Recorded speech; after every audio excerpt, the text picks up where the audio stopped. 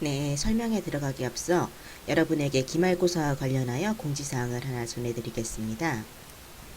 6월에 있을 기말고사는 PPT 동영상 내용에서 문제가 제출되기 때문에 동영상 내용을 잘 들어주시길 바라겠습니다. 중간고사 때처럼 시험 범위를 고지하지 않고 동영상에서 중요하게 다뤄지는 부분을 잘 들었다면 문제없이 풀 수 있는 내용 중심으로 문제가 제출될 것임을 알려드립니다. 참고해 주시기 바랍니다. 네, 그러면 강의 들어가겠습니다. 오늘은 폐기물 관리에 대해서 알아봅시다. 폐기물이란 인류가 지구상에 존재함과 함께 동시에 같이 발생되게 된 것으로 인간이 일상 활동을 하면서 소비하는 물건들 중 더 이상 쓸모가 없거나 필요하지 않게 된 물질을 뜻합니다. 산업사회 이전의 폐기물들은 그 양이 대부분 적었고 거의 자연 분해가 되어 왔습니다. 그러나 산업화 과정을 통해 대량 생산, 대량 소비 과정에서 폐기물은 기하급수적으로 증가했고 대기, 물, 공기 등 환경 오염 문제와 함께 폐기물 처리 시설을 회피하는 님비 문제, 막대한 예산 소요 등 사회 경제적 문제를 발생시키고 있습니다. 그러나 최근에는 폐기물 처리에 대한 긍정적인 의식 전환으로 소위 정맥 산업을 유치하려는 님비 현상과 반대되는 현상, 핀피 현상도 찾아볼 수 있게 되었습니다. 네, 그리고 폐기물은 생활 폐기물과 사업장 폐기물로 분류가 되고 있습니다. 이 부분에 대해서는 교재 168페이지를 참고하도록 합시다. 네, 폐기물 관련법제 흐름에 대해서 알아봅시다. 폐기물 관련법은 1980년대 이전에는 이원적으로 관리해 오다가 1986년 이후 폐기물 관리법이 제정되면서 관리체제가 하나로 통합된 일원화가 되었습니다. 그리고 현재에 와서는 재활용 활성화 및 폐기물 처리시설 설치 촉진을 위해 세분화 그리고 전문화가 되었습니다. 시대별로 폐기물 관리에 대해서 알아보면 1961년부터 1977년까지 오물청소법 시대가 있었으며 그리고 1978년에서 1986년까지 환경보전법 시대 그리고 1986년부터 1992년까지 폐기물 관리법 시대 그리고 1993년부터 현재까지 분법화되어 변화해 왔습니다.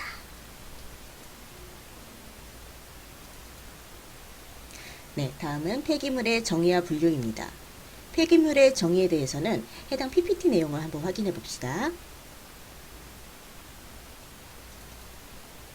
네, 그리고 폐기물의 분류는 폐기물의 특성, 발생원, 형태상, 수집 방법에 따라서 분류되고 있으며 지정 폐기물은 유해성, 유해 가능성에 따라서 분류되고 있습니다.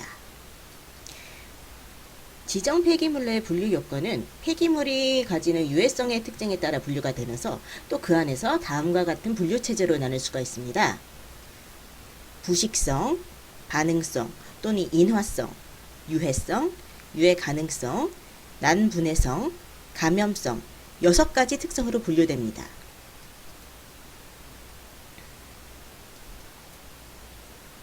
특히 감염성 폐기물은 환경 불량이 정하는 의료기관이나 시험 검사기관 등에서 발생하는 것으로 제한하며 조직물류, 탈지면류, 폐합성 수지류, 격리계 폐기물, 손상성 폐기물, 혼합 감염성 폐기물로 분류합니다. 폐기물의 발생 현황은 2017년도 기준으로 건설 폐기물이 가장 많은 발생량을 보이고 있습니다. 발생 현황 등의 상황을 슬라이드로 확인해 보도록 합시다.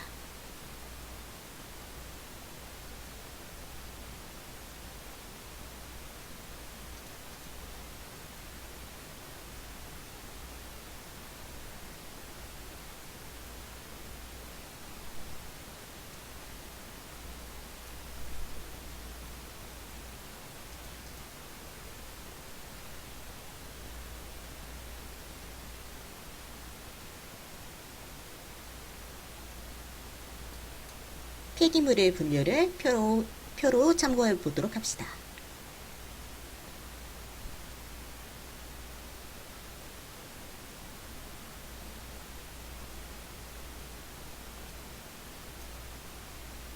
네, 생활계 폐기물은 2017년도 기준으로 소폭 증가해오고 있고, 지자체 중 제주도의 생활 폐기물 발생량이 많은 것은 제주도의 관광 사업에 따른 관광객 방문과 관련이 있는 것으로 보여집니다.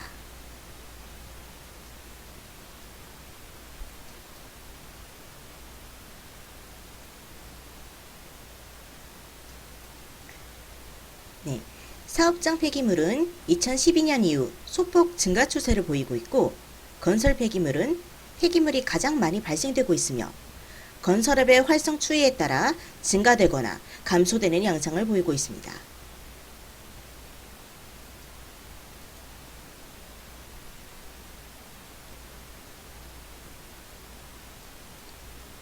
폐기물의 처리 책임은 사업장 폐기물의 경우 오염장 부담의 원칙으로 폐기물 배출자가 처리해야 하며, 생활 폐기물의 경우 처리의 효율성을 위해 지자체장이 수거 및 처리를 위임하고 있습니다.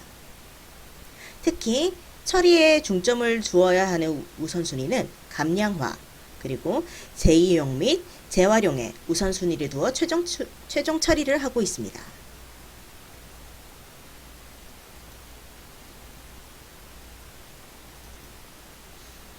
폐기물 처리의 6단계는 PPT를 참고해 주시기 바랍니다.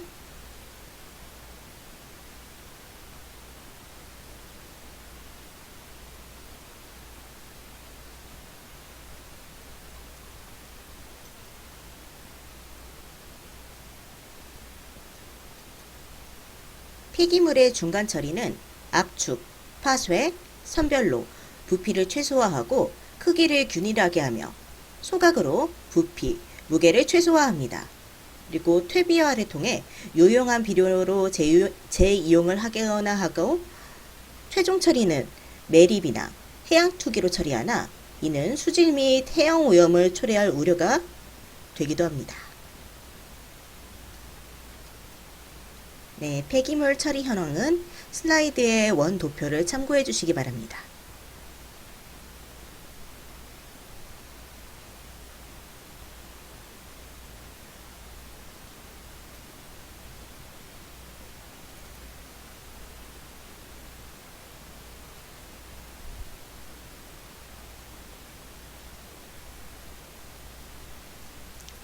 네, 다음은 처리시설의 현황입니다.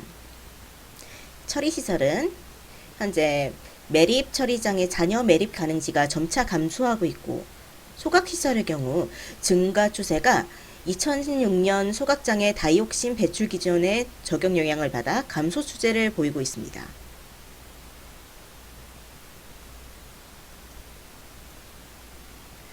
폐기물 처리 업체는 수집, 운반 업체가 가장 많은데, 이는 생활 폐기물과 사업장 폐기물이 업체가 중복업체 허가를 받은 경우가 많기 때문이며, 건설 폐기물 처리 업체는 주로 파쇄, 분쇄로 폐기물을 처리하고 있습니다.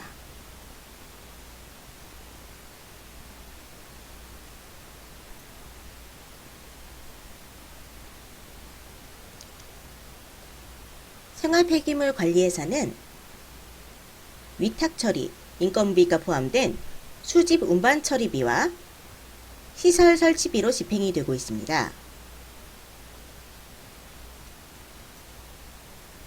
네, 다음은 생산자 책임 재활용 제도입니다. 생산자 책임 재활용 제도는 폐기물 처리 문제에 대해 생산자, 소비자, 정부가 역할과 책임을 합리적으로 분담하는 제도로, 소비자는 가급적 재활용이 가능한 제품을 구입하고, 소비 후에는 분리 배출해야 하며, 사업자는 분리수거된 폐기물을 재활용 사업 공제조합에 위탁하여 재활용하도록 합니다. 이 생산자 책임 재활용 제도는 생산자가 재활용에 대한 모든 책임을 져야 한다는 의미가 아니라, 폐기물의 발생 감소와 재활용 확대에 생산자의 역할이 그만큼 중요하다는 것을 강조하기 위한 제도입니다. 이는 생산자가 생산 과정에서 폐기물 발생량을 원천적으로 줄일 수 있고 자체 판매망을 통한 회수 체계 구축에 가장 유리한 위치에 있기 때문입니다.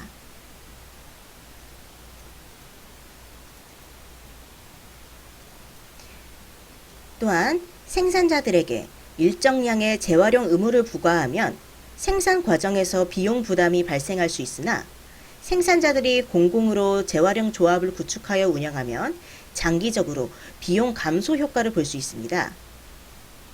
재활용 업자의 입장에서는 재활용 확대 의무 품목이 늘어나면 사업 영역이 확장이 되고 재활용 조합과 위탁 계약을 통해 상호 보완적인 역할을 할 수 있게 될 것입니다. 재활용